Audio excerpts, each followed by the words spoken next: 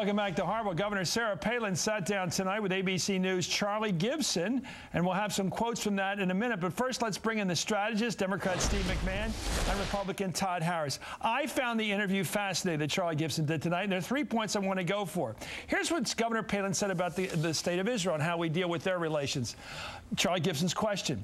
What if Israel decided it felt threatened and needed to take out the Iranian nuclear facilities in Iran, okay? Palin, well, first, we are friends with Israel, and I don't think that we should second-guess the measures that Israel has to take to defend themselves and for their security. Gibson, so if we wouldn't second-guess it and they decided they needed to do it because Iran was an existential threat, we would be cooperative or agree with that? Palin, I don't think we can second-guess what Israel has to do to secure its nation. Gibson, so if it felt necessary, if it felt the need to defend itself by taking out Iranian nuclear facilities, that would be all right. Palin, we cannot second-guess the steps that Israel has to take to defend itself. Well, she sounds a bit automatic there with that second-guess lingo.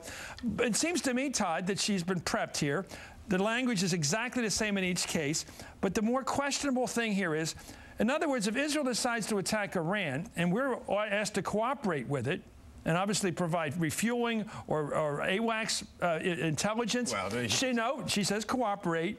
Then we should never second-guess them. If they want to attack, we go with them. She said four times she said not second-guess. She said we need to cooperate to protect Israel. She did not say we need to cooperate in terms of what actions Israel takes to defend itself. But look, that's the... No, Charlie's question was, if Israel decided that it was facing an existential threat, we would be cooperative and agree with that. Cooperative and agree with that means help them. And she said we can't second-guess a country that asks us to go to war with them on their side. We have a history of not second-guessing what Israel has done to defend itself. Last year, Chris, there was a... We're going to war because they said so. She's not talking about going to war because of Israel. Last year, there was a mysterious explosion in Syria, and everyone knew exactly what happened. The Israelis went in. No one's ever admitted this. The Israelis went in on their own. Do you think no one would know if they decided that they were going to nuke? My point is, we didn't second-guess them then. We don't second-guess them about a nuclear program. Do you think that's sound U.S. policy to allow Israel to attack Iran when it wants to, or to advise them differently? In other words, we have no interest in it. If they want to do it, they do it, and we cooperate with them in doing it. I don't think we That's what it says. I don't think we have any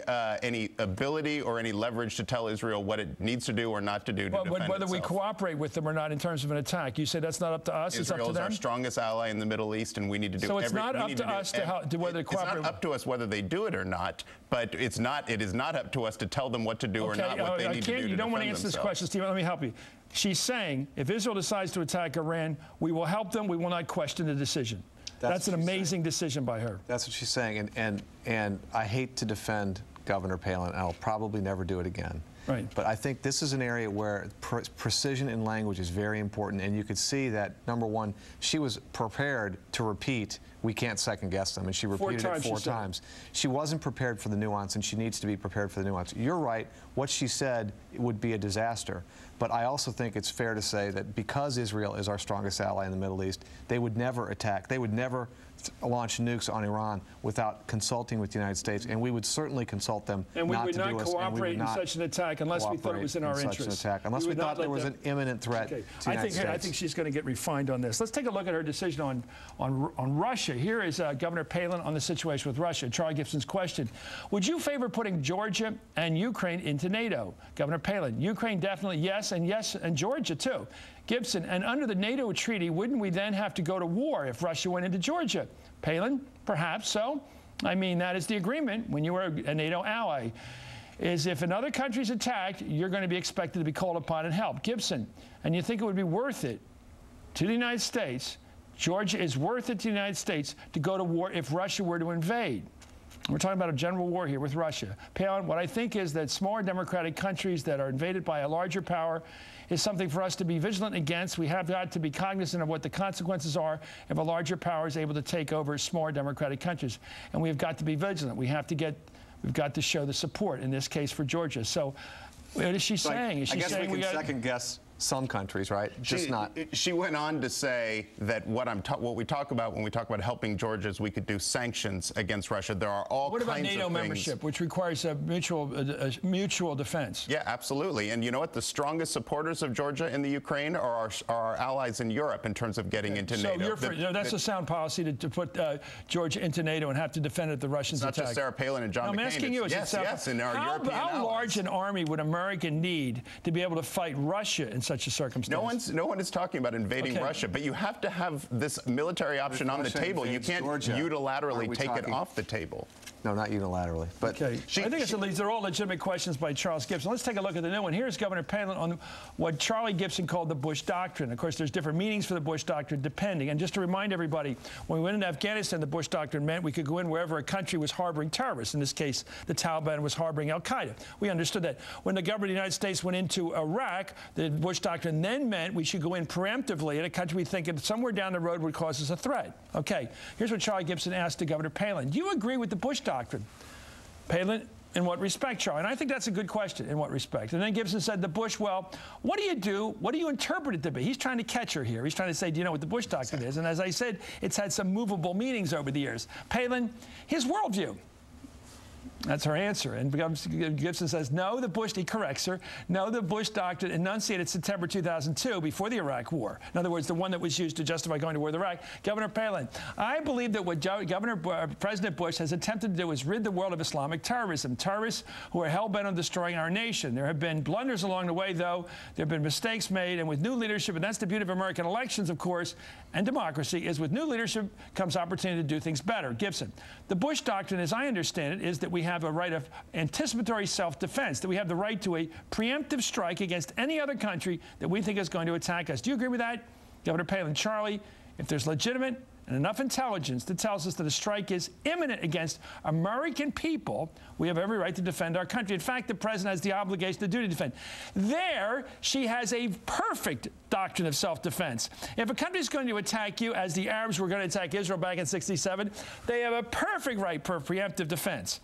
The issue under Bush Doctrine is preventive war. Do you have a right to go after a country that somewhere down the road might be a problem with you? She set a higher standard for engagement than the president said. She set a standard that was not met by Iraq because Iraq did not threaten us immediately, and nobody said it did. What do you make of that? She seems less hawkish than the president in her definition of when we use force. Well, I think that that's right. And in other words, her policy is smarter than the president's. I give her credit for saying that there were blunders and mistakes made along the way. No, go back to the point of what is the justification for going to war? Because she could be our next president after John McCain if he... She's talking about if there's an imminent threat against the United States, which I think is a totally reasonable thretrold. As far as your point on... did not pose an immediate threat. Nobody thought it did. Except people of both parties, majorities of both parties at the time thought that it did. And in not an immediate threat. No, they didn't think that. No one thought it was. I think people thought it was a nuisance. And George no, Bush not an immediate threat. By the way, the definition of president out of the Bush Doctrine was somewhere down the line. It's fine. It's preemptive war.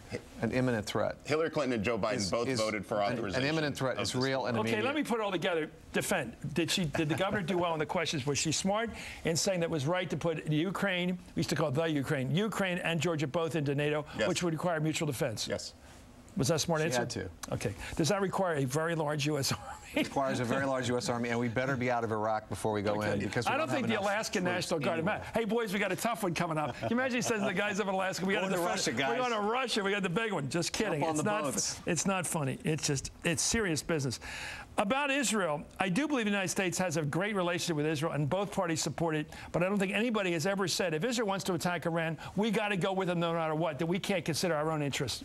Steve. No one has said that. We've got to consider our interests. But in the real world, that would never happen because of the close relationship that we have with Israel. So in some ways, it was kind of an unfair question. This one. Suppose Bibi Netanyahu is the next premier of I hope he is. Okay, well then, I'm not sure we'll get the phone call. There we go. The phone call may not ring at 3 in the morning. He might say, guess what? It's 6 o'clock in the morning, and we hit him. Anyway, Todd Harris, Steve McMahon, none of this is funny, but it is, to some extent, strange. Up next, the politics fix and much more on Sarah Palin's performance in the first interview since becoming John McCain's running mate. This is Hardball, only on MSNBC. Easy. Back. And her record as mayor and governor. I'm Charlie Gibson.